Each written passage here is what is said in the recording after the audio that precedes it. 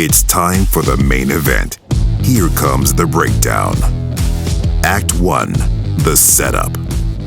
Our film begins in 1974 with young Benjamin Franklin Gates sneaking around the attic with a flashlight, even though there are clearly several lights on in the room. I don't know if you noticed that. There's like 7 or 8 different lights on around him, but they're like mood lights, so they're real low. Like the scene up. Yeah. My guess is he wanted to be absolutely sure that Walter from Grand Isle wasn't up there hiding somewhere, because it looks like the same attic. Yeah, it does look like I thought that too. Expected the window to shatter. Standing behind Stab him in the shoulder. He finds a book on top of a shelf and turns around to find the scariest of sights imaginable for a young boy in a dimly lit attic, an old man with a mustache. So what was there? Turns out it's Grandpa, who says, quote, You're old enough, I suppose. I thought this was a family film, you know? It's off to a really creepy start. Grandpa tells young Ben about a secret passed down through the Gates family since 1832. It seems Charles Carroll, the last surviving signer of the Declaration of Independence, didn't want to die before telling President Andrew Jackson about the largest treasure on Earth, but he didn't get the chance and had to resign himself to telling his lowly stable boy instead. He was, because he was too sick to make it inside, I guess. And Andrew Jackson is not a random guy. Not the guy you would want to come out to you. You couldn't even write him a note or something and be like, "Look, just give this to Andrew Jackson. I'm going to die." Instead, he just tells the guy he works Secret for. Lies of Charlotte. He probably told this kid to tell Andrew Jackson, and he was like, "Well, screw that. I'm just going to keep the note." I'm guessing Andrew Jackson would have just spit in his face and called him a Mick or some other racist slur, because just saying Andrew Jackson was a terrible person and 100% would have kept all of the treasure himself. So do some reading up on Andrew Jackson. He was a great guy. Carol told young Ben's great grandfather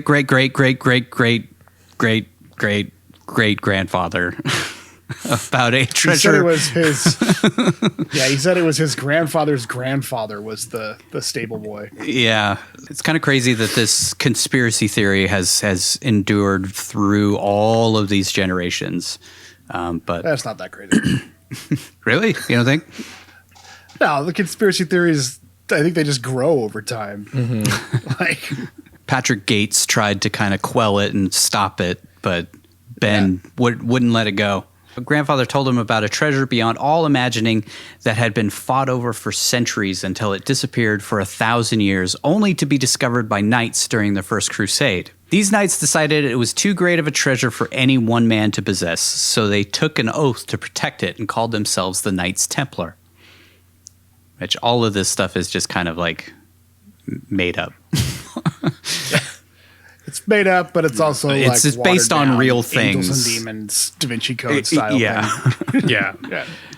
Over the next century, they smuggled the treasure out of Europe and formed a new brotherhood called the Freemasons, and swore a new oath to open up private lodges where they would have bingo nights on Tuesdays around the world. I went to a Freemason meeting one time. You did? I mean, it makes sense. You're a white man. One of my coworkers, I think, was trying to recruit me into it, and I was like, "Yeah, sure, I'll go to a Freemason dinner." And it was super weird and awkward, and it wasn't like super like they're not going to like break out the child sacrifice and stuff when there's random people coming to it, but it was like these were weird dudes that you could see they're just like this because nobody else will be friends with them, so they just formed this group where they can be friends with each other. It felt a lot like Boy Scouts, like, and in fact, the guy who invited me referred to it as like Man Scouts, like it's basically like Boy Scouts but for adults. So it was interesting, but it wasn't like this will be fun to look into. It's more like, all right, I'm good. By the time of the American Revolution, the treasure was hidden again, and the Masons featured some of America's Hall of Fame starting lineup with names like George Washington, Benjamin Franklin, and Paul Revere. They decided to make sure that the treasure would never fall into the hands of the British, so they devised a series of clues and maps as to its location. And over time, all of the clues were lost or forgotten, since the Masons were now primarily concerned about wearing funny hats and sashes, wacky handshakes, and excluding women and minorities and such. Anyways, Charles Carroll gave young Thomas Gates a single clue on a scrap of paper that simply read, "The secret lies with Charlotte." And here I thought Charlotte was just a dumb spider who hung out all day with Wilbur and Templeton. That's some pig. Anyways, not even Carroll knew what the hell the secret lies with Charlotte meant, so his last-ditch effort to surrender billions of dollars worth of treasure to one of the worst presidents of all time, who somehow managed to end up on the $20 bill despite being responsible for the Trail of Tears, would have been pointless even if he had made it inside the White House to tell him. Also, Andrew Jackson didn't want a national bank, I think. He didn't want like a national currency or something or other. So they stuck him on the $20 bill when they finally made a government mint or whatever. Nice middle finger to him. Yeah. Young, wide-eyed Ben, who eventually grows out of his brown eyes and into some blue eyes. Yeah, I liked how different this teenage Nicolas Cage looked from the teenage Nicolas Cage in Ghost Rider. Like the actors really look nothing alike. Yeah. And neither of them look like Nicolas Cage. This kid looks nothing like Nick Cage. Nothing.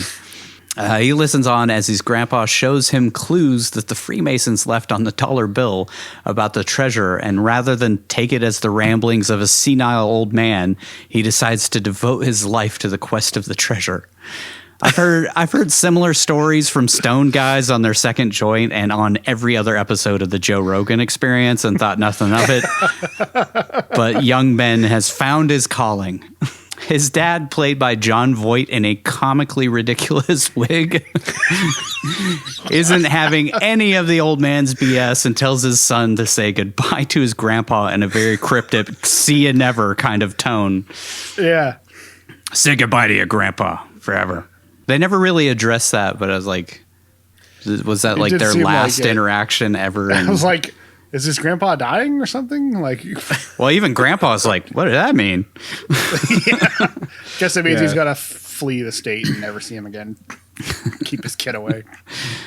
Grandpa makes Ben a knight of the Templar after laughing at his idea of, becoming a knight. And then is ostracized from the family and put into a home by his son or something off screen. Never talk about that. Yeah, so is Grandpa supposed to be a Templar, or was he just making? I don't think so. Yeah, I think feel better. No, I don't think the family was ever in the Freemasons. Into the Knights Templar. Yeah, it was like just they symbolic. came from a stable boy, or Yeah. whatever the hell the original guy was. I don't think their family was ever involved in any of that kind of stuff. They just, kind of were outsiders looking in, like the rest of us. I think that was kind of the point of like making them sort of poor and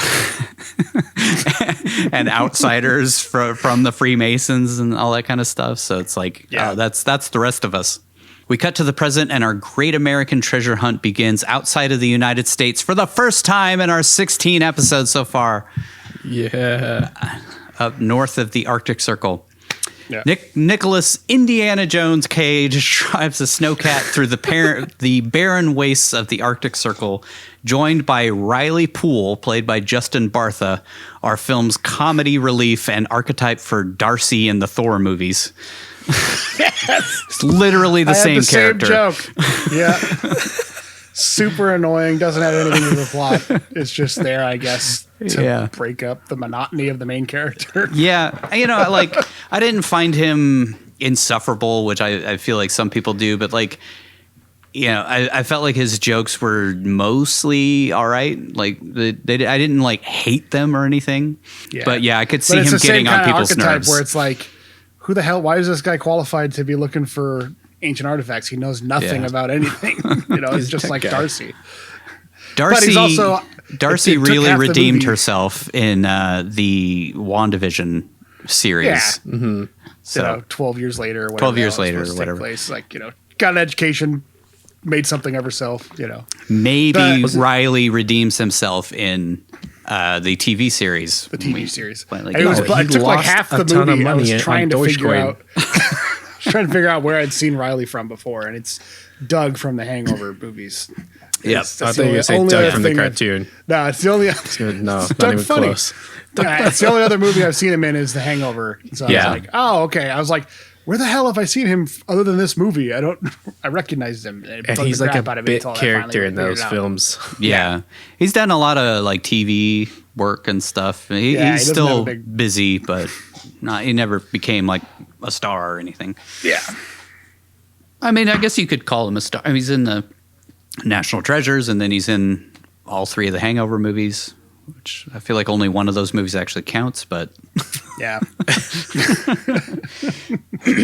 doesn't he have a larger role in one of them? I feel like he has like an actual full. I don't know. I never saw the third. I never saw so- the third one, and I only saw Yeah. the first second one once. And I Same. Yeah. don't. He's not a main guy in the second one. So Nah. if he had a stays big role, behind. it's in the third one. Yeah. Anyways, they're joined by Ned Stark himself, Sean Bean. Love Sean Bean. I love Sean Bean in everything I've ever seen him in. Dude is Me great. too. Same. Yeah. Even when this movie came out and I was in high school, I loved Sean Bean. So like I liked seeing him in this movie. So, Yeah. He was kind of. He brings a different dimension when he plays a bad guy, and I feel like he played a lot of bad guys. But like he just kind of gives you more of a realistic feel, like there's actually a motivation behind the character. Yeah. A lot of he's times a good bad guys and are a just good guy yeah. too. Yeah, he's a great he's got good guy. this natural charm, and he's nice in either role. He really brings like that fatherly feel in Game of Thrones, and I really feel like the success of Game of Thrones started with him drawing you into the family and drawing you into that show in general. So I feel like he's just a great actor. Quick fact: the beginning of this film was actually filmed in Utah. The Arctic Circle was Utah. What the What? heck? Tells you anything about Utah? Yeah, Jesus. But it was filmed in the Soldier Reservoir, which I'm not really sure where that is because Utah is not really my favorite place to visit. But I went to Utah once. I have been. I've been to the Mighty Five, and that part of Utah is great. But wherever this is happening is probably not the best part of Utah. They arrive at a spot on the ice that, based on Ben's theory and Riley's tracking something or other, should be the spot where a ship called the Charlotte was landlocked like 150 years earlier. Sean Bean's character Ian Howe says, "One does not simply use metal detectors to find a wooden ship." But Ben finds the boat's bell in like seconds flat under like an inch of snow. So it's like 200 years of snow is about that thick, I guess. it's this thick. Yeah, just wipe it off a little bit. It's fresh snow. Nobody's ever found this boat. Here we go. Here's the bow. Found it.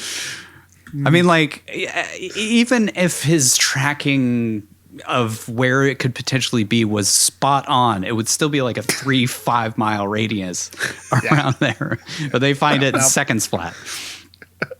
It's a good thing too, because any minute now, this husky dog could have been running at them with a helicopter, chasing it with a Norwegian guy shooting at it, and didn't know what the hell was going on. Could have led to some crazy times. Yeah, man, that would have been awesome. What a crazy switch that would have been. This is National Treasure, right? Okay. The intro reminded me of that.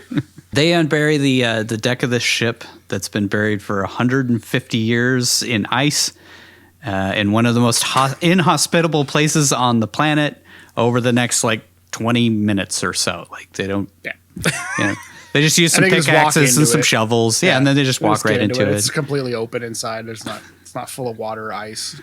I guess, they had all of Ian's goons that he had left over from his stint as a Bond villain in GoldenEye. They're like the same guys. But I guess they uncovered everything, because it's this big group of 5 guys, whatever. It's enough to fit in like 2 cats, Yeah. Yeah. So there's maybe 5 that in many of each. them. Through some exposition, we find out Ian has been funding Ben's search for the last 2 years, and he's the only person who doesn't think that he's crazy, just because, spoilers, he wants to kill him and take his money, take his treasure from him. They make their way below deck of the ship that's been locked in ice for 150 years that is still perfectly upright and everything is exactly where the crew left it. Just climb right in. I don't know. I mean, I guess it could be just... They have found ships that have trapped in the ice in the Arctic, but they're usually underwater. And they're preserved like perfectly because the water's so cold, nothing rots, but it's still underwater. Not sitting basically right below the surface of the ice that is somehow completely open for them to walk into.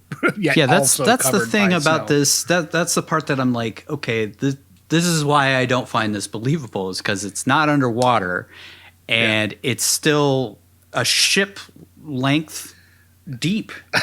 Yeah, and hasn't been crushed by the ice completely over the years. Yeah, nothing is smashed. Nothing is filled with ice. It's just got like a little bit of snow powder inside. And Right, but I mean, to be fair, the other time they found a sunken ship, it was the same way, and they found Captain America in there. The only part that was frozen was the front of the plane. Yeah, but that was only like 70 years, and it was a metal plane. So. Yeah. See, that makes sense, all right? That a man lived in the ice somehow, frozen, but 70 was years. totally fine. Inside the cargo hold, they find a whole lot of nothing until Ben sees the dead captain still holding one barrel of gunpowder. Inside, he finds a pipe and fires up some surprisingly well-preserved sticky icky, and they all celebrate finding an incredibly well-preserved piece of American history that will surely be the find of the century. No, actually, turns out this pipe is the key to everything. See what I did there? Get it? I get it. Yeah. So I think our next step is to get some munchies, and then we can continue on. Break out the Funyuns. They're in the snow cat. Ben slices open his thumb and stains the pipe with his blood, ruining it forever and revealing another clue as to the location of the treasure. That actually, I looked it up, and it would actually stain that forever, so it would always be red after that point. Yeah. The clue reads, "The legend writ, the stain affected, the key in silence undetected, 55 an iron pen, Mr. Matlack can't offend."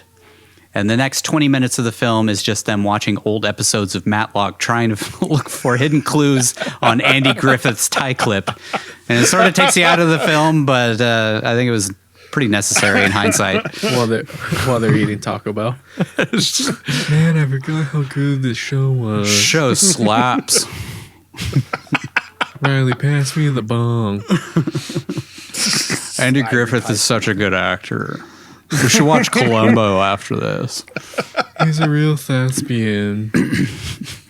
Ben figures out the riddle in like 2 minutes with some random as hell out loud thinking and deduction work, while Ian gets increasingly more frustrated since he was expecting the treasure to be in the ship and just can't wait to shoot Ben in the face for some reason. He's just like, God, I've wasted 2 years of my life on this stupid quest, and when we're finally here, there's nothing there, you know? Let's think how many times he's done this. Think how many times they've gone to a random location and found just one clue to go to the next location. It's just like DaVinci Code, man. I'm telling you. Somehow he figures out the riddle means there's a clue on the back of the Declaration of Independence. I'm not going to go through the unraveling of the clues. I just, no. Ian says they need to find a way to examine it, and Ben says, one does not simply examine the Declaration of Independence. I wrote the same joke in my head. Just in case I got act one. So Ian proposes that they steal it. Because he hasn't always been just a guy who funds treasure expeditions. He's also a murderer and thief. And he used to be a 00 agent. Yeah. Exactly. He turned on Bond, man. Ben is understandably uncomfortable with the idea of stealing one of the most important documents in American history, so Ian decides to kill him, since he doesn't need him anymore now that he has the next clue. Really, I think he was just sick of listening to Riley's crap, but knew he and Ben were kind of a 2-for-1 sort of deal. I'm taking him everywhere. I love his jokes. He's my ward. He's my ward. I can see him saying that. Kind of like I can see Nick Cage himself Batman. actually saying something like that. I'm sort of like a Riley protector. Ben tries to convince Ian that there's more to the riddle and says they played poker together, so he knows he can't bluff, which comes back like 12 times in this movie for some reason. Ian, you know I can't bluff. Until I need to at the very end of the movie. Yeah, Spoilers. that's why. Yeah. Ben sparks up a flare when they threaten Riley. He's a Riley protector. See? And then chucks it at some gunpowder at the ground, but Ian catches it, but it ignites some, I guess, gunpowder that was on his jacket or something. This gives us our first patented Jerry Bruckheimer slow-mo running behind a wall of flames that we've had on the show so far. There will be more. There will definitely be more. You'd think he couldn't put it into a 150-year-old shipwreck buried in the ice, but he did. He did. He found Got a an way. explosion in there. that was his only note. I need a wall of fire. Wall of flames. Yeah, The characters have to look at each other in slow mo while the flames are in between them. That's like, yeah, it's a move that Bruckheimer created, but Michael Bay just made his entire visual style from then on. I mean, every Michael Bay movie has that scene in it. Ian and Shaw leave Ben and Riley to die, but Ben finds a smuggler's hold, which is gigantic and fireproof, I guess, because the boat blows up and they're just fine.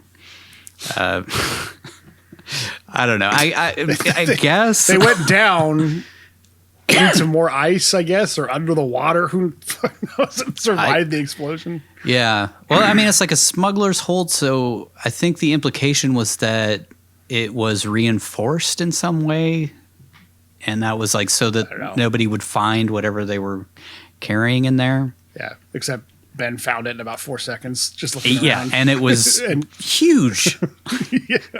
Smugglers' holds are usually like a small little compartment down at the very bottom. It's just like the lower hold of the ship.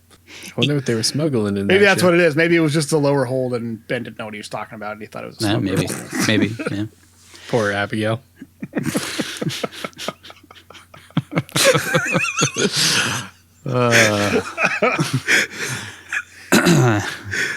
We'll get to that later on. Yeah. Yep. The treasure map at the end. We needed a map. Yeah.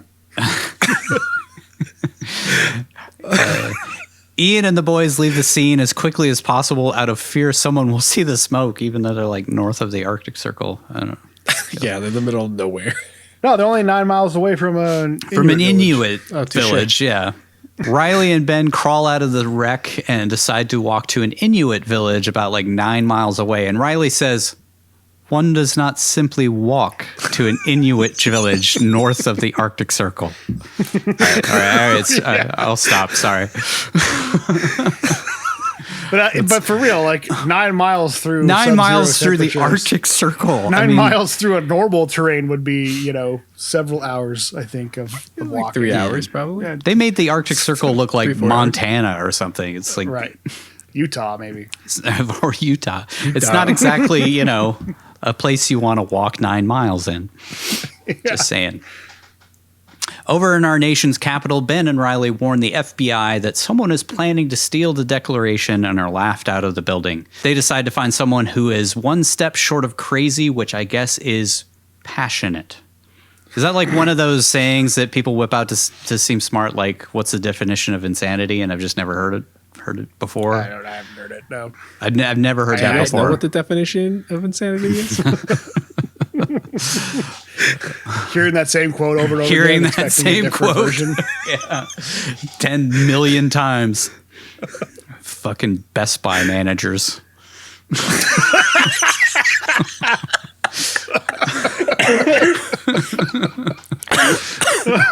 Oh, man. Anyways, they find their passionate person in the form of Dr. Abigail Chase, who works at the National Archives and is drop-dead gorgeous. Not really. It's just an observation. Sorry. I'm not trying to make a statement about scientists or doctors or anything. Just she's beautiful. She did play Helen of Troy. Did she? Face that launched 1,000 ships. Ben uses the alias Paul Brown, which I have to assume was a nod to Dan Brown, because the Da Vinci Code film actually came out 2 years after this, which was the beginning of the film series, but the book was the #1 bestseller in America at that point. I think it came out 2003, and this movie came out in 2004. So it was very, very popular, and I kind of wonder if maybe this is one of those Willy's Wonderland type of things where they wanted to make a treasure hunting style finding codes in things movie before. I bet the script was being shopped around in Hollywood, and there was probably different studios bidding on it or trying to get a hold of it, and so they decided to make their own. Yeah. Yeah. I wouldn't be surprised if they lost out on the bid and they're like, well, fuck it. We'll just make our own, We'll make National Treasure. We'll do it ourselves. Which, which one is the movie that endures, do you think? Because I hear everybody talking about National Treasure I think still. it's National Treasure. Yeah. I do too. Da Vinci Code had People love these two films. Three movies in that series? Yeah. Yes. I don't know if it's like some of the more recent controversy around the author of the Da Vinci Code that might have soured those books and films, but I don't really hear a lot of people talk about them anymore. I have to ask, what did Dan Brown do? Yeah, I missed out on Allegedly. that Allegedly. He was having extramarital relations and was trying to hide money, allegedly, from his now ex-wife. So she sued him, and it seems like everything got settled. But I mean, that's every... That's just rich people problems. That's every rich person, yeah. Yeah, that's just famous people stuff. That's like Kanye. I mean, dude, it's like Kanye and Kim stuff right there, dude. That's how you know you made it big. Yeah, but I don't know. Yeah, I don't hear people talk about the Da Vinci Code anymore, really. I know they were talking about potentially doing a series, and then it just kind of went away. Yeah, maybe it'll come back I think once. that first book, the Da Vinci Code book itself, is the better of the three anyway. So I think that's part of it. They just started on a high note, and then because Angels and Demons actually came out before the Da Vinci Code did, and it's like 2000. They adapted Da Vinci Code first because it's a better book, better story, and then they just sort of had to chase that success with two lesser. What was the third book? I don't remember. It was about American history stuff. I think the Lost. Who's ripping off who now? Yeah, exactly. Like I remember it. Bastards. I think it was like the Lost Symbol. Book of Secrets. Lost Symbol. That sounds. That's what it was.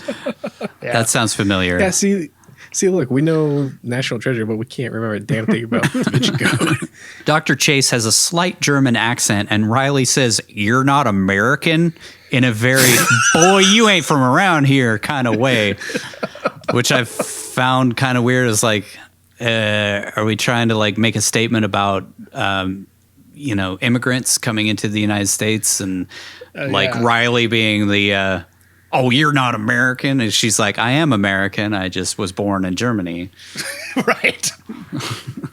Duh. I don't know what exactly that was about, but it was so like, oh, okay. Yeah, it was a little jarring.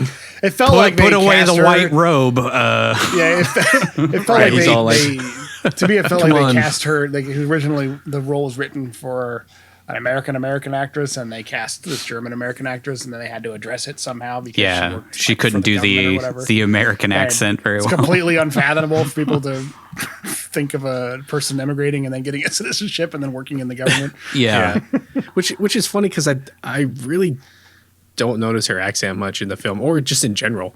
Like last week I in and out, watched. Because they did such a good job of lampshading it, right at the start with intolerant Riley. I don't know. I don't really hear accent on her. I was watching an interview that she did, one of those roundtable interviews, and man, I couldn't detect an accent when she was talking to there either. Maybe it's gotten better. Anyways, while Riley's putting on his white hood, Ben admires her collection of George Washington campaign buttons and notices that one is missing. He tells her someone is going to steal the Declaration, and she assures them that it can't possibly be stolen. He tells her he believes there's a treasure map on the back. She asks if they are treasure hunters, and Ben says, We're more like treasure protectors. He tells her the map is invisible, and they know this because of the engravings on a 200-year-old pipe. When he says they don't have the pipe anymore, she asks if Bigfoot took it. So I think she's on board to let them examine it. Next scene is them examining it. I feel like they could have very tactfully, told her this in a way that would potentially lead her to actually believe them, and instead they just kind of jump to these crazy outlandish things. Not point out that they tried to go to the FBI and to the Department of Homeland Security, and they both got laughed out of the room. They leave, but not before Ben compliments her George Washington button collection again, and she, like all of us, starts to fall madly in love with Nicolas Cage. They set that up right away. She's like, there's something about this guy. Yeah. It's one of my big problems with the movie. Well, I mean, it's Nick Cage, you just can't help. Yeah, can't help it is, but believable. I guess we'll get to it later, but he acts like a total asshole to her too at one point in the movie. Yeah. That's what turns her on even more. She's German after all. Quick fact, the movie suggests that something is written on the back of the Declaration of Independence. It is true that something is written on the back. The writing on the back of the Declaration reads, Original Declaration of Independence dated 4th July, 1776, and appears on the bottom of the document upside down. While no one knows for certain who wrote it, it is known that early in its life, the large parchment document was rolled up for storage. So it's likely that it was a notation that was simply put on as a label. So there is something on the back of the Declaration of Independence, just not a treasure map. That we know of. That we know of. Rub some frickin' lemon juice on it and blow. And blow on it. Out in the National Archives main viewing room, Ben somehow manages to look at the Declaration without a huge tour group pushing him out of the way. And he laments the fact that the key to his search is right in front of him, but he can't reach it. He swoons over the writing used on the Declaration and quotes a portion that basically reads that if something is wrong, those who have the ability to take action have the responsibility to do so. And that's enough for him to decide to commit a crime he'd spend the rest of his life in prison or be put to death for if he got caught. With the beloved and often memed quote, I'm going to steal the Declaration of Independence. Yeah. It's got to keep it away from those limey lobsters. We don't want the British getting our independence. Yeah, exactly. He'll die before he gets into the hands of some British fuck. It is crazy how few people are in that space in the National Archives. Oh, yeah. Also, there's no security guards in there.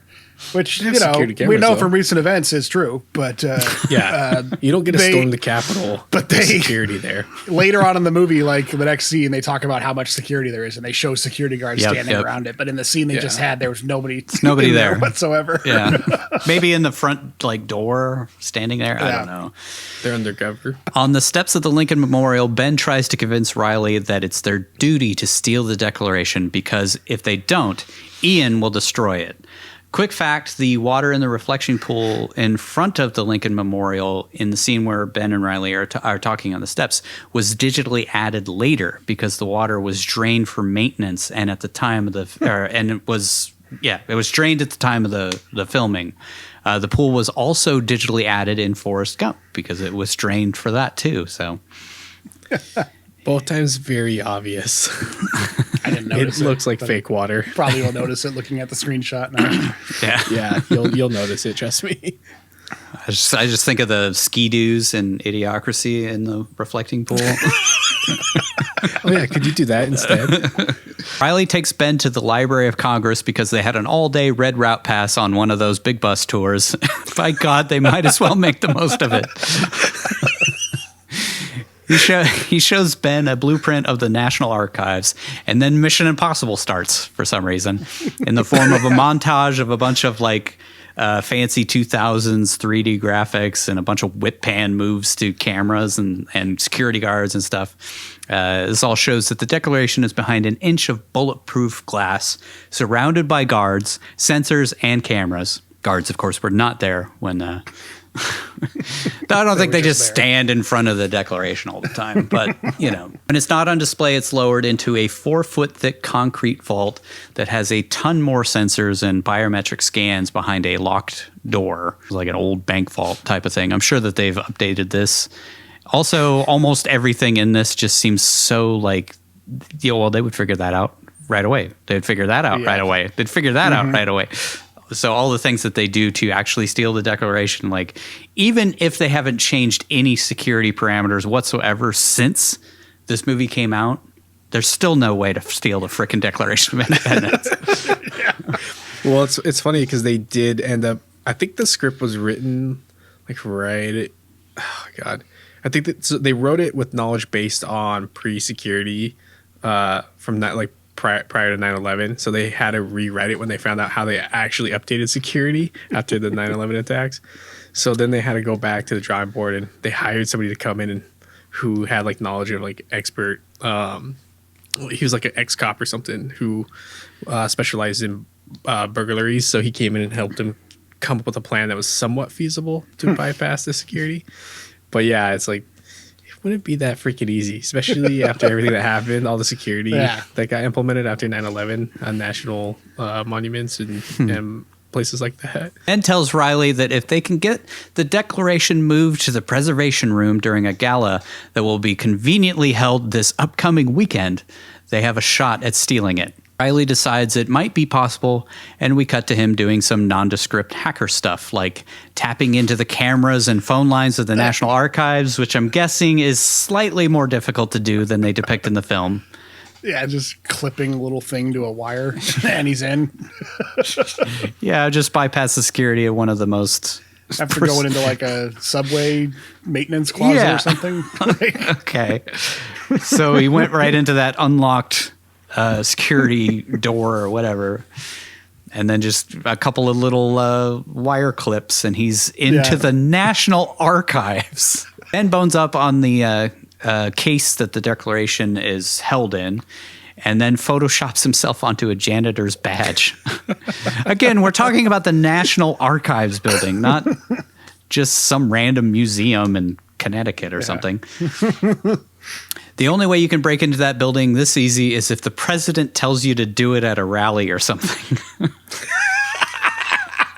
Jesus. Ben mixes up some sort of luminol substance that that only shows up under a blacklight. And I think they should just drop this whole stealing the Declaration of Independence nonsense and go freak some people out in a hotel room. Just like spatter that everywhere. Whoa. What happened in here? He sends Dr. Chase the button she's missing from her collection, which explains why they even talked about that. After dipping it in this stuff, and she again gets a little misty-eyed thinking about our hero for a moment. I think we can all identify. Riley uses a cat toy laser thingy to heat up one of the sensors of the Declaration, which I don't think that those things heat things up. No. I mean, maybe he's got some specialized fancy one, but like it just looked like a regular laser pointer you would get at, for teaching a college class or something. Blinding an airline pilot. Abigail is alerted to go inspect it in the preservation room. And she goes and she enters her password into the elevator leading to the vault, and apparently has terrible hygiene because she didn't wash her hands after handling that button some weirdo off the street mailed to her like Ted Kaczynski's cigar box or something. During the height of the anthrax scares. She leaves luminol all over the keyboard, revealing, the letters at least of what her password would be if lit by a handheld blacklight, whatever that is. Same Gone in 60 Seconds tricks. Yep. Mm-hmm. Right? So I was thinking. High-tech stuff. Meanwhile, over at the Watergate Hotel, not a joke, Ian is hatching a plan to steal the Declaration himself using a pipe bomb and a load of C4. That's the only things he shows him, like working on a little pipe bomb and like big-ass bricks of C4, which they never use. I don't really know exactly what that was about. Oh, yeah. Ben heads into the gala dressed as a janitor, and the guard, who probably knows everybody who works there, just lets him waltz right in. I always love that convenient thing of like, oh, well, he has a badge, so he must work here. Even though I work here and interact with all the people who work here all the time, every day. They don't just randomly change out the janitorial staff like Even that. in my office, they're like, if you don't recognize somebody, like, don't let them in. Like, they have to have their own badge that lets them in.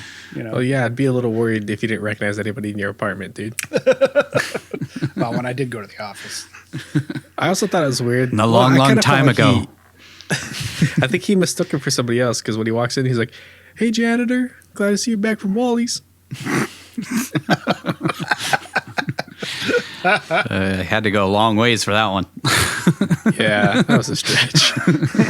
Ben changes into a tux in the bathroom while Ian and his goons crawl through some maintenance corridors under the archives or somewhere. I don't know exactly where.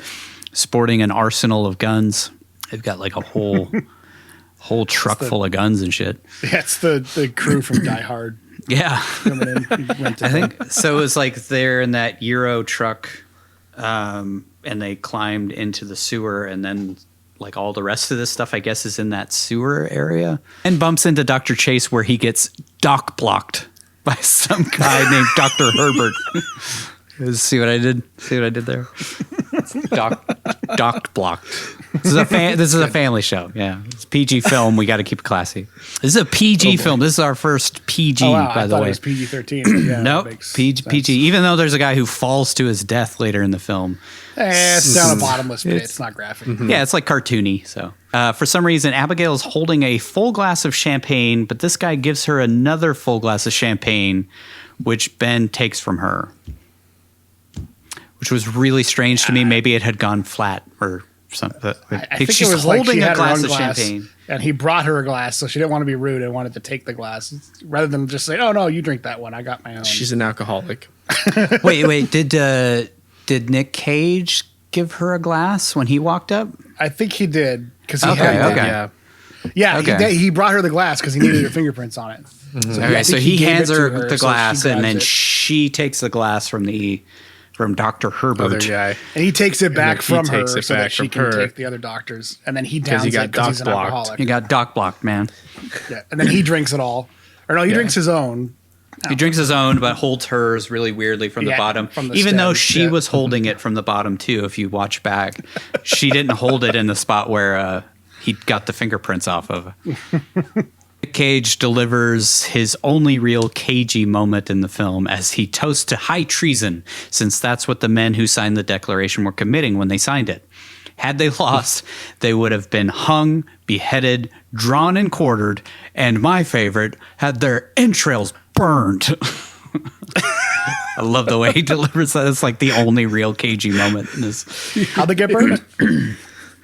Huh? How'd they get burned? How'd they get burned?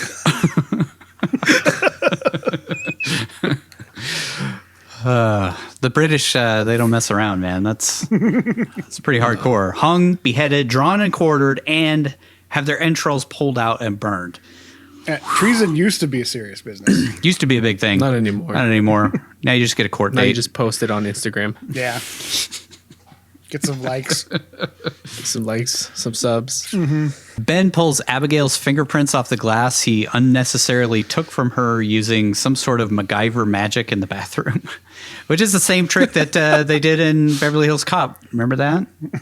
Which is, Bruckheimer is nothing if not consistent. Same exact trick. I mean, it was like glue. He put like glue in the fish tank or whatever, and then pulled the fingerprint off of a matchbook. I still remember that because this reminded me so much of that. He transfers her fingerprint onto a rubber glove and then uses it on a thumbprint lock at the National Archives building, which I don't think it would work. But I ain't no scientist, so I don't know. I just don't think that would work at all. It's just like powder of a fingerprint. Yeah. It's not like ridges and... Anyways, maybe it's because there was like some chemical reaction that happened in there. Maybe it created like a ridge line of. I think they were going for the, because you can use cyanide gas to pick up fingerprints. That's what they use in forensic science when they are getting prints off of an object because it sticks to. They basically atomize super glue, and it creates like the cyanide gas that sticks to the oil left behind by a fingerprint. But that's the oil, not like some powder thing that he used. I don't know, but. And then it just shows up on the object. They don't then. Yeah, he doesn't peel it off and then to a stick it glove. on some other object and then use it. Yeah. It felt a little far-fetched. Just a little. Yeah. By the way, no cameras to see this. Obviously not an employee of the National Archives using the elevator. They tapped into the cameras, remember? Yeah. Yeah, but no, this is this is before they get there. This is him entering the elevator to go down because he uses the thumbprint monitor. But there's no camera on that door. The elevator door. That's a good point. Yeah. That's a good point because they switch when he's in the elevator, right? Yeah, for the hallway into. He's already in the spot where all of those, some of the most precious documents in American history are all stored. Yeah. Well, he's in a tux. Nobody in a tux has ever done anything. This is during an event that's sort of open to the public, like donors and stuff. So their security should have been extra heightened. Yeah, exactly. Riley switches the camera in the hallway to the vault to a recording that he made earlier, and Ben just walks right in. He finds the keypad that Abigail typed on earlier, and he figures out her password is Valley Forge by deciphering an anagram of the letters that her fingerprints left.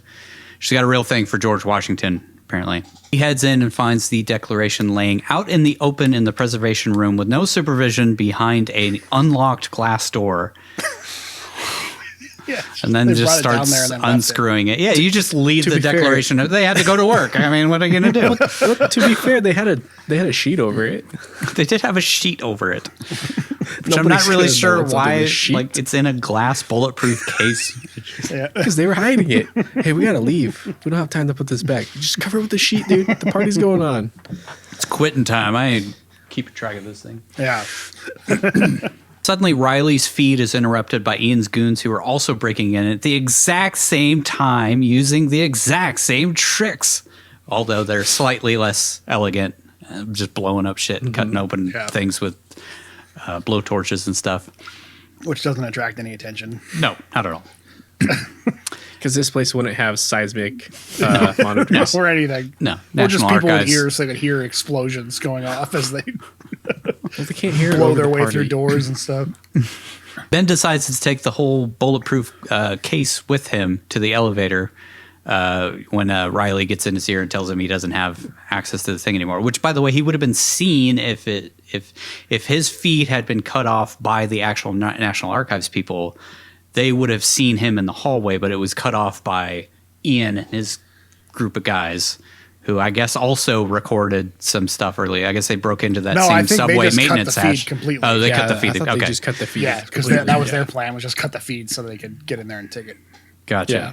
Wouldn't attract which any would have tripped a bunch of whatsoever. that would have totally tripped. They were like, what the fuck? Wait, did you guys also notice that the guard that Ian's crew used to get in? His name Nigel. Yeah, his name was Nigel. There was I didn't pull the quick fact, but there is a quick fact about that name, why they pulled that name, and I forget what it was, but I figured it had to do with Revolutionary War, some British guy or something. Because like it's really weird to have an American guard named Nigel. I just figured once again Nigel went back in time and wrote that into the script.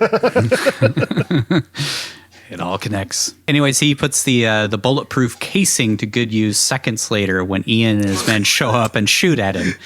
He blocks the bullets with the Declaration, and instead of just shooting him in the legs, they let him get into the elevator. Otherwise, we wouldn't have a movie, you know? Mass. Yeah, it's like a Captain America. They always shoot at the shield. Nobody ever shoots at his. Well, you train shoot center mass. True. I guess. So your training just takes over. Plus, why are you shooting at the Declaration at the base? I know, seriously. Like, don't you stop and ID what's going on? Like, oh, well, he's got the net. He's got the one thing we came here to get. Let's shoot at it. Also, they're trying to do this, sort of stealthily. So why just open fire? Yeah. Even if they had silencers, those are still pretty loud. Yeah, they had suppressors on. So movie magic says those are quiet. Yes, so I can't hear them. That's a common myth is that silencers are actually quiet. They're not at all. They're not as You're right. loud as a gunshot. Suppressor is the proper word. Silencer. Yeah, is suppressor. Yeah, it suppresses this. Yeah, it suppresses the sound, but it still makes a sound. It's just not as loud as an unsuppressed weapon. I think Yeah. what makes it doesn't make it subsonic or supersonic. I don't know. Whatever It just I traps. guess it's the bullets that are supersonic, so that wouldn't matter. Yeah. The bullets go supersonic, but it just traps most of the gas in the barrel of the suppressor, and it reduces the sound that comes out. So instead of hearing a big bang, you hear more of what sounds like a slap, it's much quieter. They're still but you super hear loud. it. Yeah, you still hear it. I remember seeing some sort of like test where they tested it, and it was only like 25 dB less with the silencer on. So Yeah, still so people super far loud. away aren't going to hear it, but anybody in the general area would most likely hear the sound of somebody getting shot with a Well, I mean, suppressor. there's nobody on this entire floor, you know. Right, everybody's They're all gone, at so the they don't gala, need the so- suppressors. Just go loud. Yeah, they didn't have any security in the location where the declaration was actually being held. Or They should've all just of the hip-fired other it. documents that are stored in that same area. Yeah, they should have just been hip firing M16s like they were in Scarface. Ben unlocks the declaration from the protective case in the time it takes to go between a few floors in the elevator. Which he had unscrewed a couple in the preservation room, but Yeah. there's like 100 screws around that thing. Oh yeah, there's a ton. He did it over the course of 3 floors going up. He just saunters out into the gala and tucks it inconspicuously in his port jacket. This document that's this long, it's just sticking out. He spots Abigail and heads into the gift shop where someone accuses him of stealing a replica of the Declaration. And I guess he forgot to hit the ATM that day and ends up having to pay with a credit card, which is how the cops find him later. And makes it to where he has to go interact with his dad instead of going home with his little tent that they have set up in his front room. His Dexter It was a nice, kill room. Yeah. Call forward to David from Weatherman, never having more than $10 in his wallet. A security guard finds an unscrewed vent hood while patrolling a sewer valve room or something. Wasn't patrolling the elevators, the vault, or the preservation room, but you got to make sure those pipes are safe, I guess. It reminded me of that room that Andy Dufresne broke into in Shawshank Redemption when he's breaking out. Like, why are you patrolling in there? I don't get that. He alerts the rest of the security while Ben sneaks out of the gala while Abigail follows behind him. Quick fact, you can actually buy National Treasure at the National Archives gift shop. Nice. That's awesome. It's $100. You got to It's buy one of the $100 replicas too. Act 2. It's about time we had some conflict, wouldn't you say? Ben heads to the van where Riley is waiting. He goes to stash the declaration in the back, but is interrupted by Abigail, who spots the document in his hands. The alarm goes off at the National Archives building, and Abigail realizes what Ben has done. She attempts to take the declaration from him, and he hands it right over. He goes to prison. Movie over. Nah. He, of course, bought a replica in the gift shop and still has the real document. She runs back to the gala to alert security, but is cut off by Ian and his goons in a Euro food truck, who shoot at Ben and Riley when Ben attempts to come back to her aid. I'm telling you, those Euro sandwiches are deadly. My dad was Deadly convinced that they delicious. were dog. That it was dog meat in euros.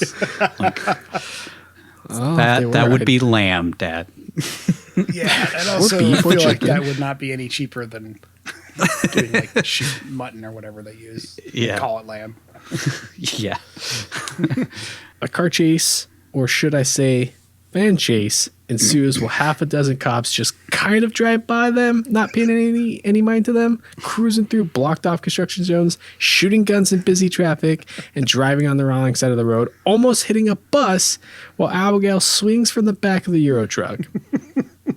Ben rescues her from the food truck as Ian takes the declaration from her, and again I have to ask, isn't it super obvious that it's a poster and not a nearly 300-year-old piece of parchment paper? Anyways, Ian quickly realizes it's a fake, but there's no way to track the other van now that it's like 2 blocks away from them. Yeah. There's no way they could have just no way. possibly caught up. Yeah. Yeah. Oh, they went left. All right. Let's just turn How left. many and we'll vans are find there that have been shot out with windows holes. shot out and bullet holes? Well, it is Driving around DC, so it. It is DC. It's DC, not Baltimore. DC, I think, is a little bit worse. DC's pretty sketchy. All right. Ben flirts with Abigail in the van and assures her that he has the real declaration. She freaks out from, being shot at and almost dying and stuff. Ben tells her to calm down since it's really annoying and tells her she owes him like $35 since he had to buy a replica in the gift shop. The FBI arrives. The FBI arrives at the National Archives led by Agent Sandusky. Sorry, wrong guy. But I'm pretty sure that guy was actually arrested by the FBI. Anyways, this is a children's show. Well, that guy liked children. Anyways, let's get back to it.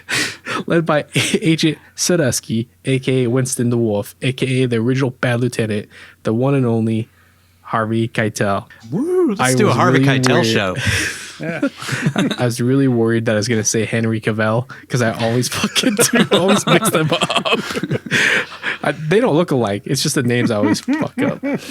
Right up there with William Robbins and William Dafoe. Yeah, William Dafoe. William Dafoe. William Dafoe. And the guy who played Lucifer on Supernatural. I'm sorry, I've seen a lot of Supernatural. My wife forced me to see a lot of episodes, and then I ended up watching the entire series at a certain point just because I wanted to know what was going on. So what happened? If there's a above average mentions of Supernatural on this show in general, that is why I don't want you to think that we're all just like, fapping to Sam and Dean. I'm going to start tagging them in our posts now. Try to get that Supernatural audience. But yeah, the other FBI guy who speaks throughout most of the movie is the guy who played Lucifer on Supernatural. That's so funny. For 14 seasons or whatever. Agent Sandusky is pretty upset when he finds out the FBI received a tip a few days prior that someone was planning to steal the Declaration of Independence, but they didn't even bother to open a file because, well, they didn't find the information credible. Womp womp. Your tax dollars at work.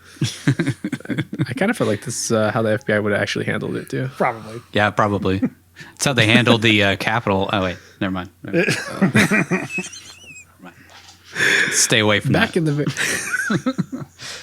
I wish those folks would have. Back in the van, Abigail learns that Ben isn't who he said he was, and she knows all about his crackpot family of nutjob conspiracy theorists.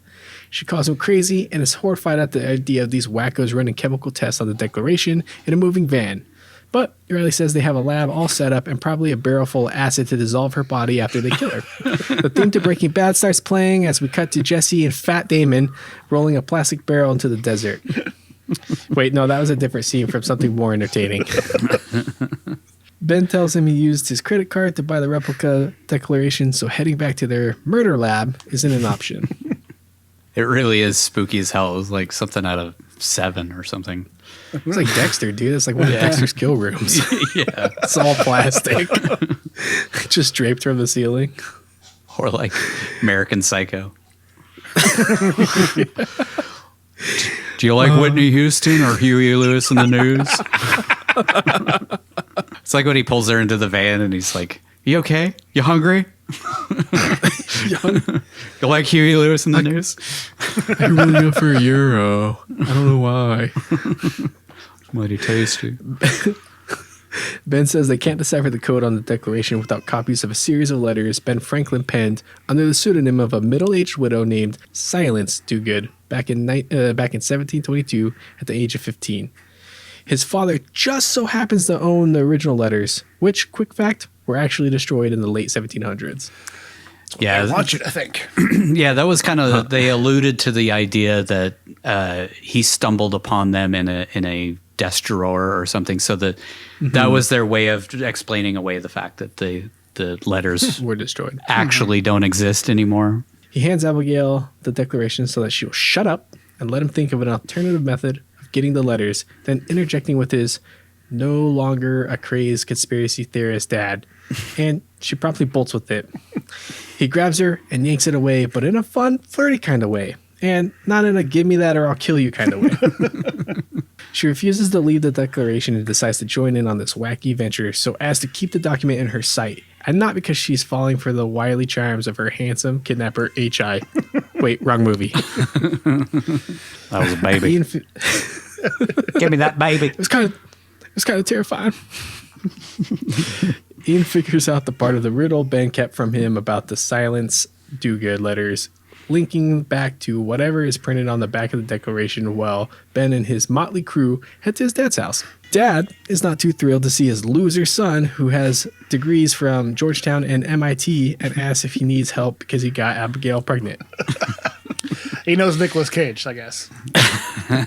Which I know kind of seems messed up nowadays to say that, but when your daughter is a skeleton-looking Rastafarian who doesn't believe in bathing, who steals cars, you kind of can't fault him for feeling this way about his kids.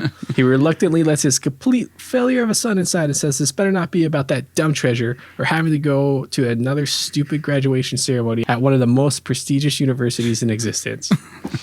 He's not pleased when he says it is about the treasure, and his dad tells him to get out.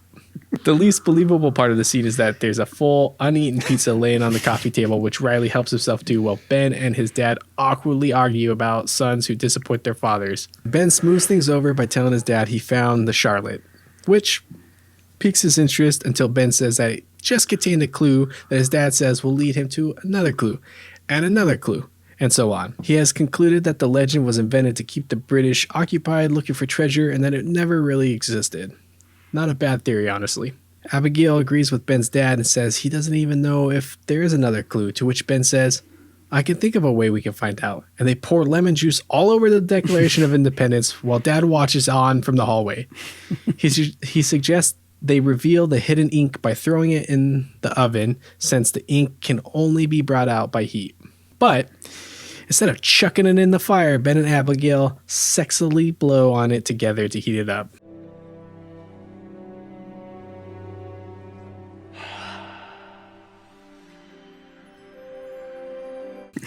So hot. The ink appears the second they blow on it, revealing a series of 3-digit codes and the mark of the Freemasons.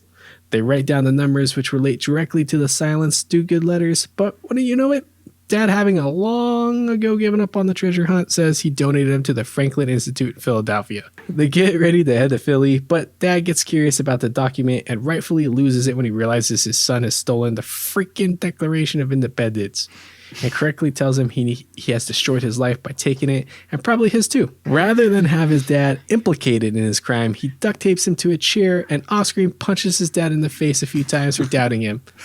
Or I'm guessing. This man has 2 of the worst children. One hunts treasure while the other one refuses to bathe and steals cars. Awful. Just awful. And marries Billy Bob Thornton. Yeah. I don't know which one's worse. Stealing the Declaration of Independence or dating Billy Bob Thornton. Ben, Riley, and Abigail steal Dad's car and his secret stash of strip club money. They head to Philly, but there's a blizzard, so they have to take a quick pit stop in Paradise. Fuck, no, wait, wrong movie again. Quick fact. When Ben, Abigail, and Riley are seen entering Philadelphia, they are crossing over the Benjamin Franklin Bridge, a nod to the Founding Fathers theme in the movie. They really did love playing up the history of this film. Mm-hmm. Which they do in the sequel as well, but that one's more about like Civil War history and that kind of stuff. I feel like the Book of Secrets was like John Wilkes Booth's book or something. I forget. Oh, I thought it was Jefferson's book about all his children. The Book of Secrets. Well, I wasn't sure where you were going there. Went the most dark possible. Secret children.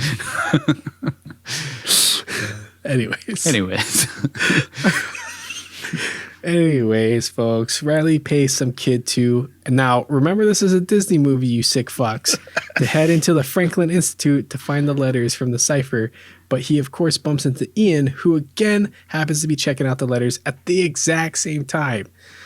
This dude has like the best timing ever. This whole film. Ian just is like like Drafted right there. Paradise. Everything works. The guy that has talked about he's just a financier for this shit somehow also is like one step right behind the guy who actually knows figures what out he's all doing. the clues like right away. Yeah. So why did he need him in the first place if he's tackling this by himself?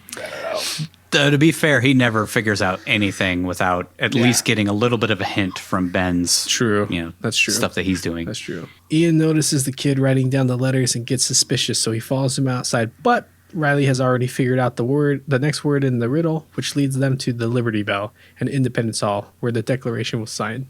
Ben and Abigail change clothes in a fitting room and get all sorts of flirty. Apparently, Ben's dad thinks he's been too cavalier in his personal life since he's dated more than one person, and Abigail once again gets dewy-eyed when he passionately talks about wanting the treasure to be real. I just really want to talk about how ridiculous those changing rooms are. Like the changing room doors are like 3 feet tall. Yeah. And the only reason we can't see them naked is because we're standing like 10 feet away. But if you walked any closer, you'd be able to see you'd be able to peek over. They Like, can see anybody.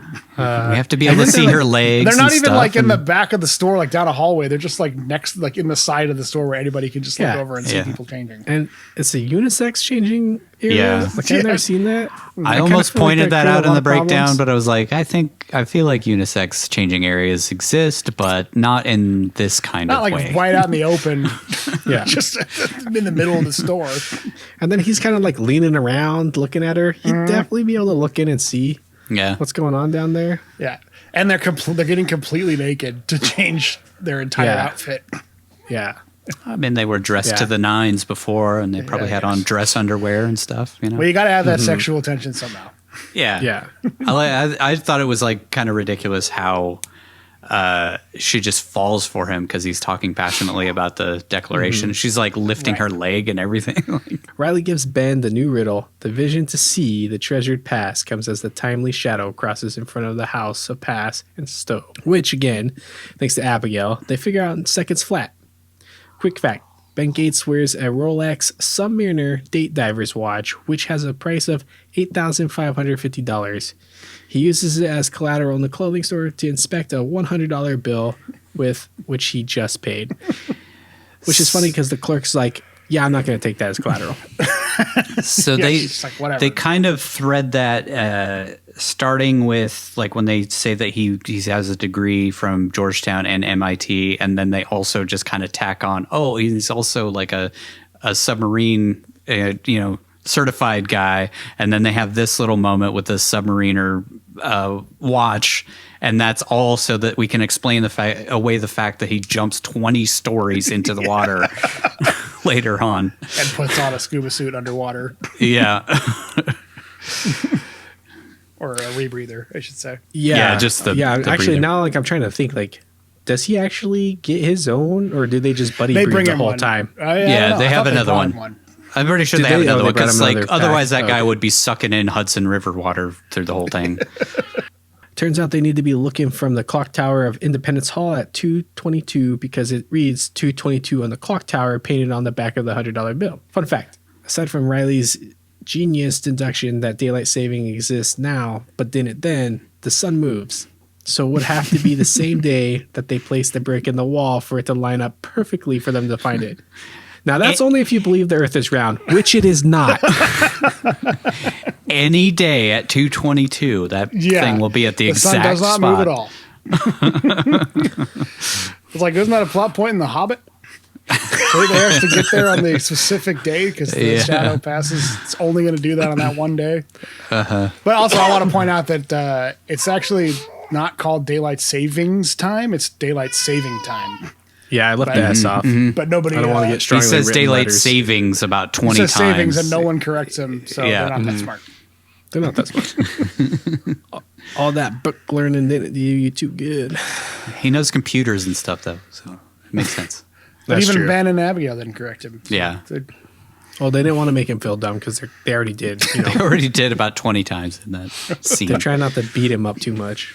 He's a little guy. Ian and his goons shake down the little kid from earlier, and based only on the last 4 letters of the code, they're able to Google the information on yahoo.com, allowing them to figure out exactly where to go next. Riley, Remember Ben, and Abigail. Yahoo.com? Yahoo.com. Sorry, I was like, when I was Everything watching else the in I this was like, movie is pretty modern still, aside from the flip phone cell phones. But the fact that they use And Yahoo.com Yahoo.com. places it specifically in the mid 2000s. Yeah, I was like, when I saw Yahoo.com, I was like, even back then, nobody used it to get reliable information. Riley, Ben, and Abigail join in on a tour of Independence Hall and sneak out a line to an off-limits stairway to the bell tower. It's a wonder these national monuments aren't blown up on a daily basis with how easy it is to sneak around in them.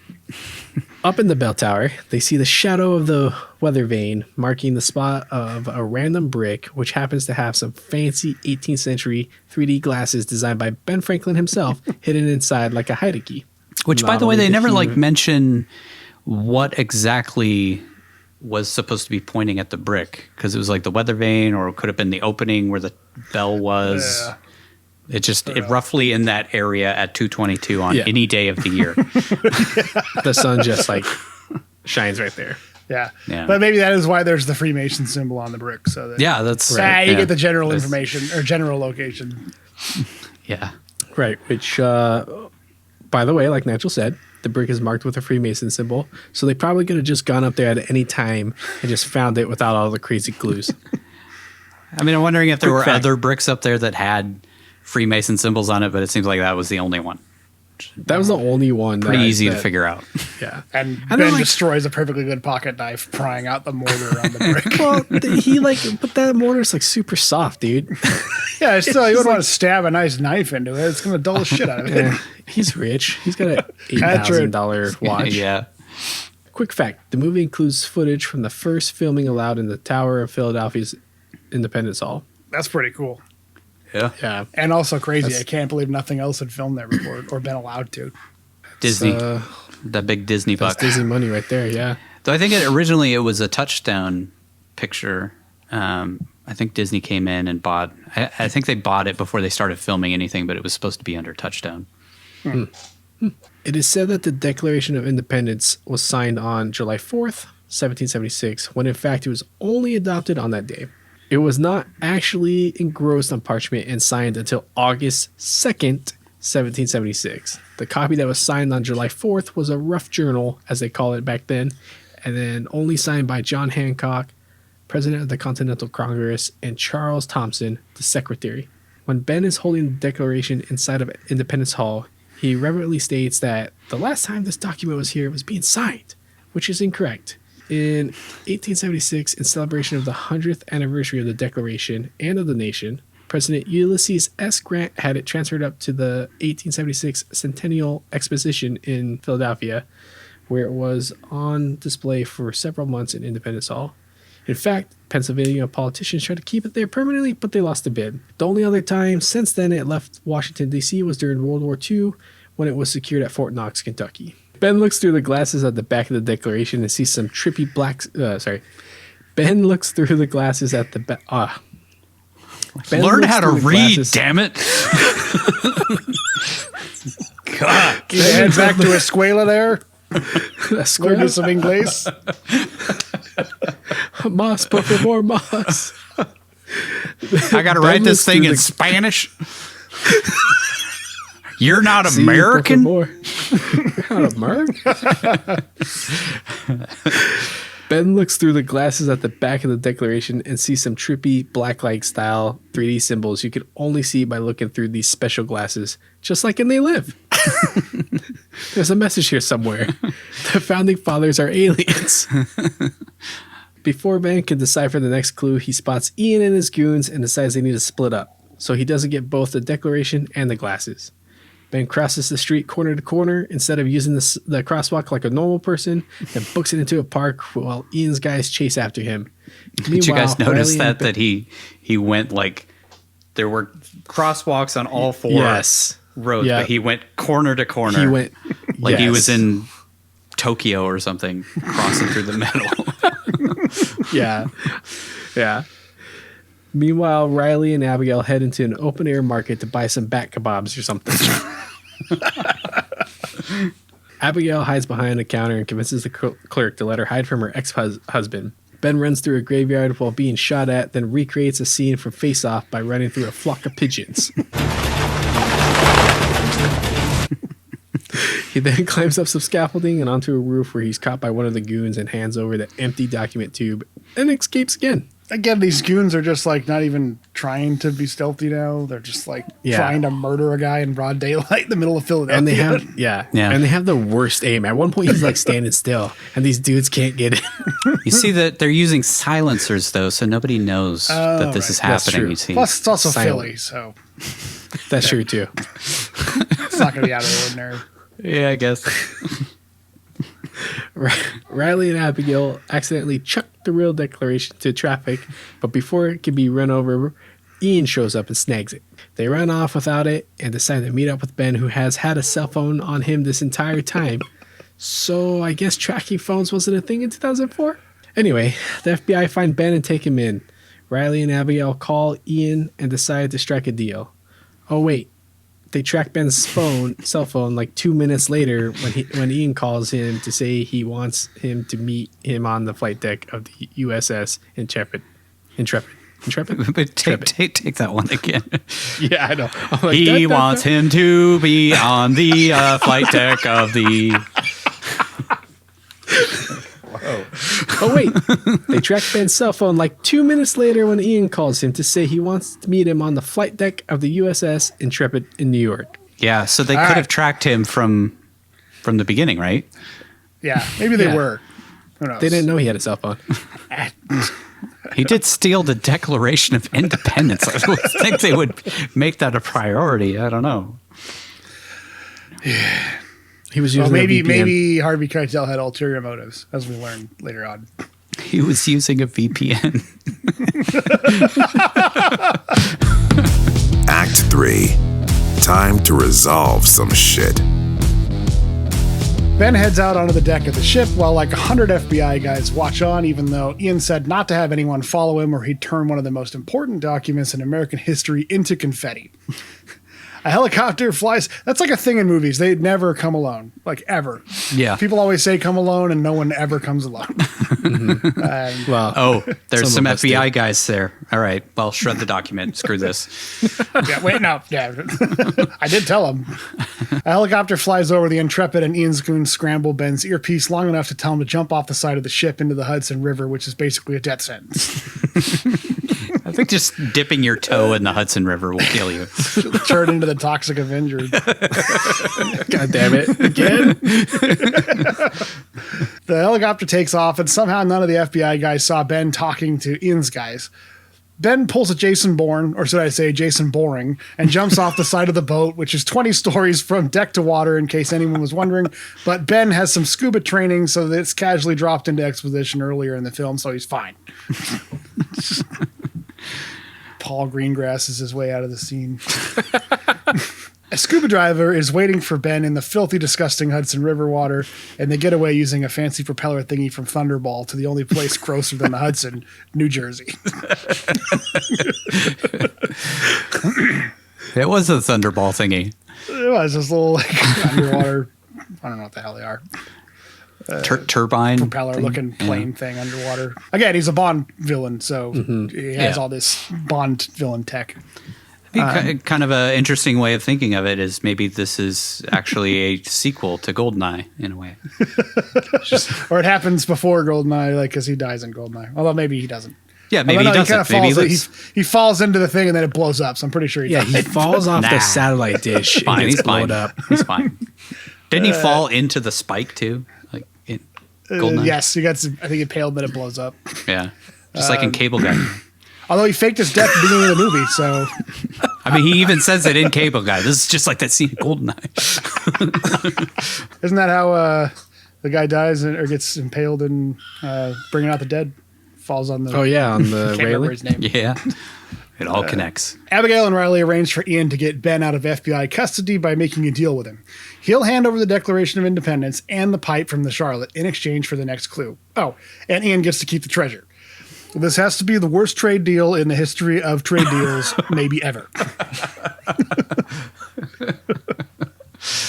Ben's just really terrible at negotiating. Yeah. Well, he didn't negotiate. That was Oh, Abigail yes, and Abigail did. Riley. I'm sure Riley was the brains behind that operation. How about we just give him everything and everything works out? And we don't die. That'd be great. Yeah. Ben arrives at the Trinity Church in New York, which turns out to be the next clue that the 3D glasses led them to. Thanks to the clue here at the wall with 2 E's, which he saw on the back of the Declaration earlier. A wall was built by Dutch settlers to keep the British out, and the main gate was called De Here, which is later renamed to Broadway, so a wall in Broadway could lead to the Trinity Church. But of course, Ian double-crosses him because one does not simply walk away from a deal made with a bad guy. God damn it. Ben tries to bluff Ian, but since they played poker together, he knows that he's bluffing, and he has his men show Ben that they have his dad held hostage in a van. They head inside Trinity Church, where Ian also has Riley and Abigail held hostage. I caught him from the internet cafe that they were at across the street. Conveniently, they were just across the street watching this whole thing go down. Yeah. Googling on yahoo.com.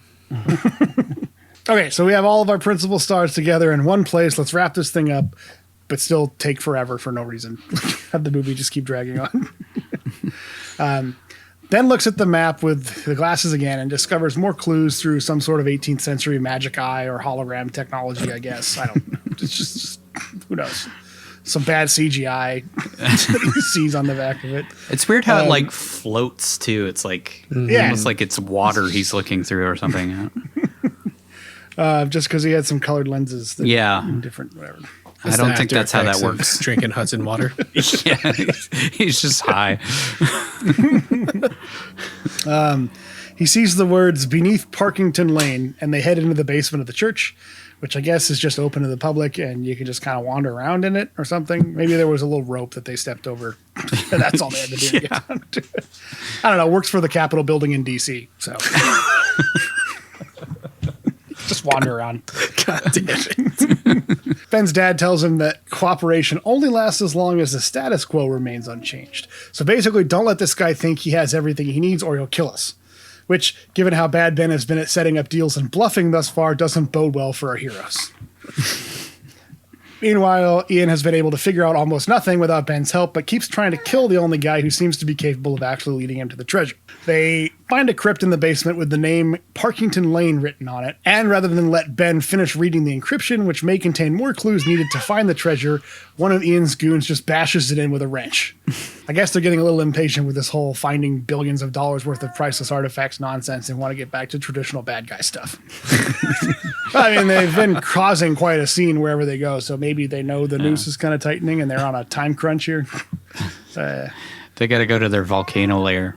Get back to that. Ian's like, I gotta be in Argentina on the satellite dish here in 48 hours. Let's wrap this shit up.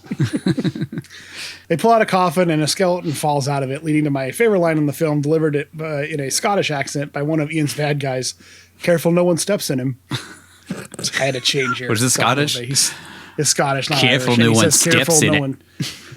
He says steps in him, not it. Oh, I even went back and watched it with the subtitles on. Careful, no one steps in him. The group climbs. I can't do a Scottish accent. That's why I didn't read it in Scottish accent. Just pretend you're Sean Connery. The group, no. The group climb into the tomb to an opening where they find a torch, which lights right up despite sitting in a musty church basement undisturbed for at least 150 years. Did either of you guys know, like, would that actually work? Would it? Because like all of the fuel that they have down there lights right up. I would assume it would have all evaporated at some point. Like, you would unless think, it's oil, but even then it would probably go bad after a century or two. Separate. They do the same thing in like Indiana Jones and stuff, where there's always just like a torch just laying around that's been there for, in that case, hundreds and hundreds of years or even thousands of years.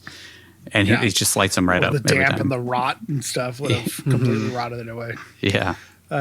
They head down a stairway, and Ben seizes this opportunity to make out with Abigail, and the Scottish guy asks, "Why does that never happen to me?" Lamenting the fact that Nick didn't choose him. Me too, random Scottish guy, me too. Why does that never happen to me? You're not Nicolas Cage, dude. You don't own a crow. It's Hugin. The passage eventually leads down to a huge rickety wooden staircase winding down a shaft hundreds of feet deep. They make their way down the 200-year-old stairs, but they begin to fall apart right away after a subway train goes through a nearby passage, which I guess had never happened in the last 200 years. Yeah. By the way, all of those stairs are put in with nails, and they didn't use those nails until like the 1850s or something like that. So it would have been completely different. Maybe the Freemasons went back and rebuilt it in the 1800s. Maybe. Upkeep the thing. Not well. They kind of make it seem like Harvey Keitel knew that it was there. I mean, like okay, so the Freemasons that are Maybe they in knew all it the was bingo there, but halls they- still like know that treasure exists. But maybe they didn't know how to actually get to it because we know there's like several false rooms. Yeah. But they wouldn't know because they built it, so I don't know. Yeah, wait, what the fuck? Why wouldn't no, that's a couple of questions for the end. Shaw falls through the stairs to his death, taking out half the staircase with him. You guys remember Shaw? Yeah. He was super important. He was in that first Wait, no, scene. he was in I guess. that movie, that Shaw point. and Hobbs. They tried to make a big deal out of like Shaw dying, but I thought he was just a random henchman. I didn't realize he had a name. No, Yeah. that was that He's guy. goon number He was the first bald guy who had a gun on Riley at the beginning. Oh, right. Yeah. Oh, that's right. So yeah. one of the many bald goons that Ian has in his employ. The rest of the stairs our stars are standing on begin to give way, but after almost losing the declaration down the shaft, as well as a few tedious action beats, everyone jumps in the dumbwaiter system they probably should have just used in the first place. Thankfully, the 200-year-old ropes and pulleys have held up better than the 200-year-old stairs, and they get to the bottom where they find a small room which is completely empty. I feel like that was all about like you have to hit a certain amount of action beats per, Yeah. like there can't be more than 10 minutes between an action beat in these Bruckheimer style movies. That's one of my problems, though, is it's not even that exciting of an action sequence. Like It just had to be there. It had to be shoehorned something, in. yeah. Right. Oh, they got to jump around a little bit, and stairs got to fall, and we'll call it good. Have a random guy kill Shaw. The audience will be upset that Shaw died. Yeah. We all love That's Shaw. intention. He's a good guy. Dad lights a lantern in the middle of the room where Ben is heartbroken to find that his quest has led to absolutely nothing. Treasure is gone or has been moved somewhere else. Of course, Ben is pretending and acts like he's bluffing Ian, who buys it since, they played poker together. I guess they never mentioned that. I know you're bluffing again. Like every time. Ian and his remaining bad guy begin to head up the dumbwaiter, but say they'll take the rest of them along with it if Ben gives them the next clue. Dad tells Ian that the lantern is a clue and it's leading them to the Old North Church in Boston where Thomas Newton signaled Paul Revere that the British were coming. One if by land, two if by sea. So the location of the next clue is under the steeple of the church. Ian leaves them alive in case he needs help figuring out the next clue, and they take off, leaving Ben, Dad, Riley, and Abigail to rot. Quick fact, while explaining the importance of the lantern outside the treasure room, Patrick Gates incorrectly states that a Thomas Newton hung the lanterns in the Old North Church for Paul Revere to see. The name of the church sexton that hung the two lanterns was Robert Newman. However, this is part of the ruse. Realizing that Ian is British and may not be well versed in American history, Gates decides to send him on a wild goose chase. The incorrect name is obviously a test to see if Ian would fall for the ruse and go to the Old North Church, thus sparing their lives.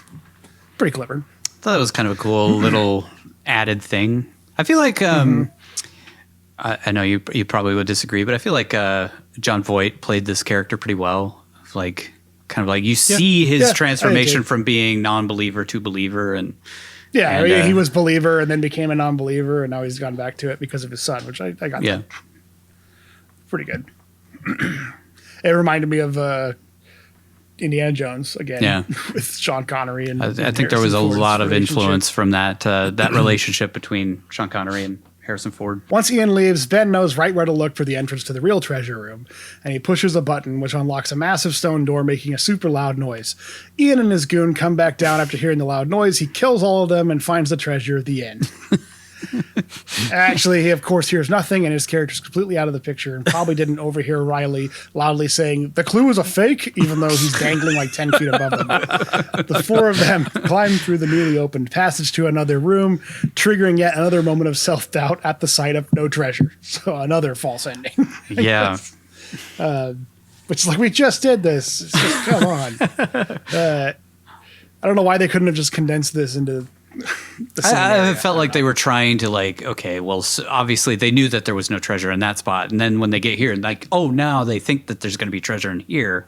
And then we as the audience have to interpret it of like, well, there never was a treasure, but at least they came together as a group and, and then they actually find the treasure, which is, it's like a huge moment for all of us. We weren't expecting that. As an audience. Well, I thought they were going to set it up to be like the treasure was like just a bunch of scrolls or something. Like it's knowledge. Like the real treasure is knowledge, and it's not going to make anybody rich. And that's too good for a king, basically. But they didn't do that because they sort of did it because of the scrolls of Alexandria. That's like lost. Yeah, I guess that's what I thought was history. like that was the only treasure they were going to find was that. But then they light it up and there's actual treasure. But anyway, gotta make the audiences feel good about something.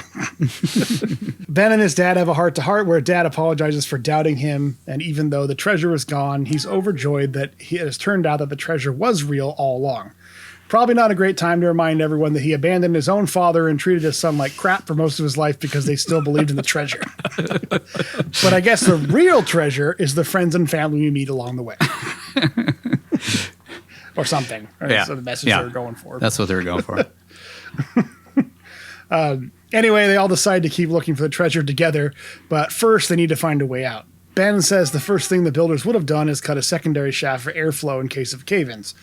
He spots a button on the wall in the exact shape of the pipe they found on the Charlotte, which he still has on him. I guess he had been carrying that the whole time. Well, he got it in exchange for giving over the glasses and the clue. That's right. Ian, because Ian had it since the first scene of the movie. He kept it. Okay, that's right. Never mind. He pops the pipe head into the hole and twists, revealing yet another room filled to the brim with treasure. Golden statues from Egypt, the lost scrolls of Alexandria's lighthouse, probably the Ark of the Covenant in there somewhere, gold coins from the Misty Mountains, and Smog the dragon sleeping soundly on all of it. And then the scarabs start coming out of the walls. Start eating them alive. Ben lights a trough of some sort of liquid accelerant that's been sitting idle for 150 years, which explodes and the entire room lights up, burning the treasure and killing our heroes. Actually, it just lights up the room and they gaze upon the largest treasure hoard ever discovered.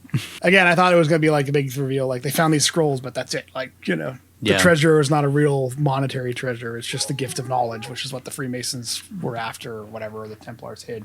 Mm-hmm. But they had to pay off that like Egyptian part at the beginning.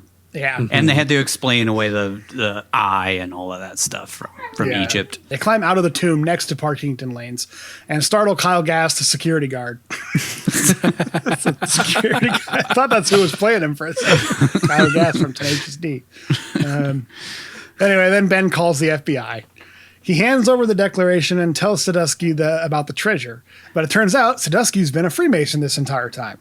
Which again is wouldn't he, had the Freemasons completely lost where this treasure was? I think so. They didn't keep a so. record themselves. So maybe he was just letting him go to find it because he figured, might as well let this guy try and find it, rather than catch him and bring him in. I felt like he doubted that it was real, but then he had been told that it was real by other Freemasons. So like that was the point where he's like, oh my God, this was real. And okay, so the Freemasons believe that we should do this and this and this with it. They decide to divvy up the treasure between the Smithsonian, the Louvre, the Cairo Museum, etc., since the treasure doesn't belong to any one man or any one king or anything like that, but it should belong to the whole world. Ben wants Dr. Chase to get off scot-free. He wants the credit to go to the Gates family with the assistance of Riley Comic Relief Pool and to not go to prison. Really would like to not go to prison. Agent Sadusky says that, someone has to go to prison. So Ben decides to hand over Ian and his goons who are busy breaking into the Old North Church in Boston. They're arrested and Ben pops out of the shadows to get the last laugh on Ian, but Sean Bean manages to play a bad guy in this film and lives through the whole thing. So that's a nice bonus. Yeah. And I remember this being the first movie I had ever seen where Sean Bean actually survived through the whole thing when I first saw it. He had to survive to come back and die in the sequel. No, I don't think Sean Bean came back, did he? I don't think so. I never saw it, I don't but think so. He did. I don't remember. I so don't remember that sequel at all. Me either. And I don't feel And like as he I'm was getting alone. arrested, as he was getting arrested, he looks at Ben and says, "For England, Ben." Ben says, "No, for me." And my axe. Sorry, different character. He looks at Ben and says, "I would have followed you,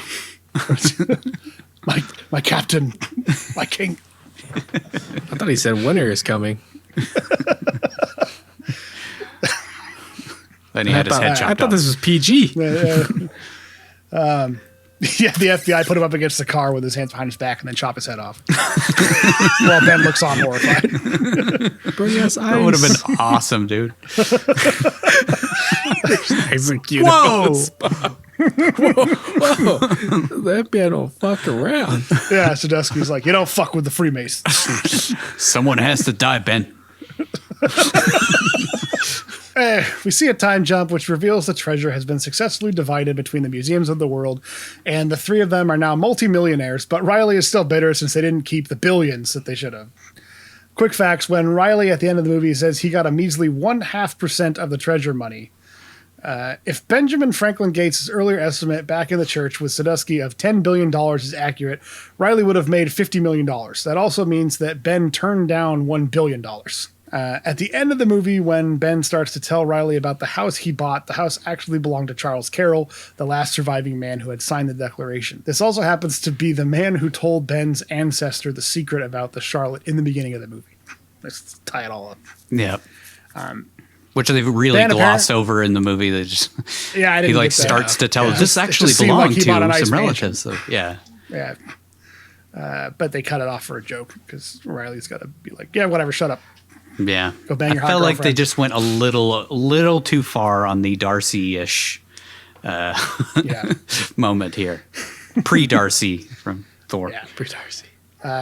Ben apparently turned down 10% of the treasure's total worth, but he instead insisted on taking just 1%. But what does he care since he got the real treasure, Dr. Abigail Chase? Riley hops in a brand new Ferrari, pouting the whole time, and he tells Ben that he likes his new house, which they pan back and it's just a mansion Yeah. with giant, grounds. 100 acres of land around it. Ben begins to tell him that the house actually belonged to the descendants of Charles Carroll himself, but Riley cuts him off and does a bunch of donuts on his lawn while Abigail slips Ben a treasure map which leads directly to her vagina. The end. Yeah, it's a map to the G-spot. Wrong hole, man. Check the map. It's a smuggler hole. That's the You're going to my smuggler's smuggler hole. Just lost He all learned of that our one, family-friendly in appeal. Arizona. He learned about the smuggler's hole when he was in prison in Arizona multiple times. You ate sand? We ate sand. He's real familiar with the smuggler's hole.